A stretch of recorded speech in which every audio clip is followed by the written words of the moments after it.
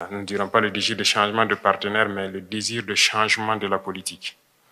Et ce qui amène donc forcément à tourner dos à nos partenaires traditionnels et à nous tourner vers donc les vrais amis que sont donc la Russie, qui nous ont soutenus depuis la période donc, de décolonisation jusqu'à aujourd'hui.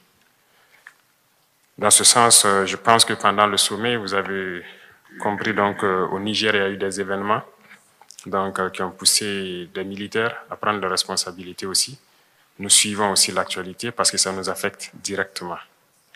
Ça nous affecte en ce sens que hier, après mon allocution, à la pause, j'ai eu des échanges avec certains chefs d'État qui pensent donc nous pointer directement du doigt, être auteurs donc, de ce qui se passe dans la sous-région. Donc, ça veut dire aussi que indirectement, voilà, certains pensent que c'est l'effet donc de la Russie. Et comme vous pouvez le constater sur la plupart des médias occidentaux, qui continuent donc de véhiculer ce genre de messages. Donc c'est un paramètre à prendre en compte dans la diplomatie. Il se peut que dans les jours à venir, ce pays connaisse des sanctions. Et nous devons de les soutenir tant que leur direction sera donc la même chose que nous souhaitons, c'est-à-dire un monde multipolaire vers leur souveraineté, en tout cas changer carrément de partenaire. Parce qu'actuellement, nous menons la même lutte contre le terrorisme avec ces États. Et du fait que nos partenaires sont différents, on est bien voisins, mais on n'arrive pas à collaborer. Et on espère qu'avec la nouvelle donne, on pourra se soutenir. Beaucoup d'échanges ont eu lieu donc, entre ma délégation et les sectoriels donc, de la Fédération de Russie.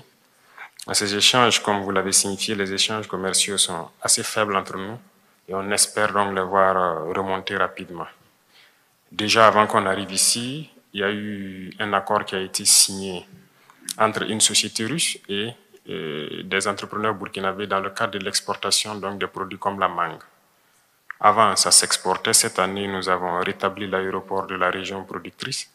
Et les mangues s'exportaient vers l'Allemagne et la Néerlande et tout, qui réexportaient donc vers la Russie ici. Donc nous avons jugé nécessaire donc d'établir ce pont aérien pour que la prochaine production, ça puisse se faire directement. Dans ce sens, nous pouvons aussi, donc, à travers le commerce, signifier que nous avons une diversité quand même de produits qui pourraient intéresser la Russie. Et dans les échanges donc, entre les ministres et les différents hommes d'affaires, nous avons compris tels que la mangue, l'anacarde et beaucoup d'autres produits agricoles qui pourraient intéresser.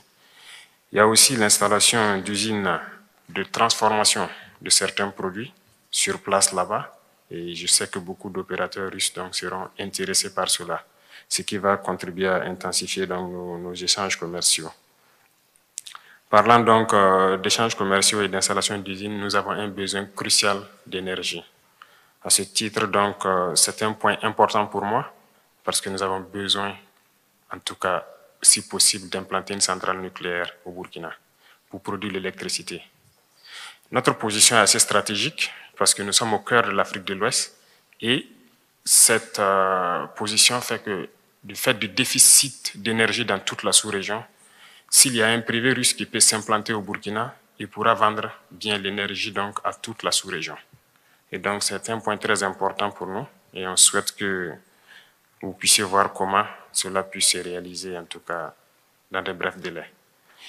Sur le volet donc, de l'énergie, toujours, il y a eu des échanges dans le cadre donc, des hydrocarbures et nous souhaitons en tout cas pouvoir réorienter en tout cas la majorité de nos importations à la Russie ici.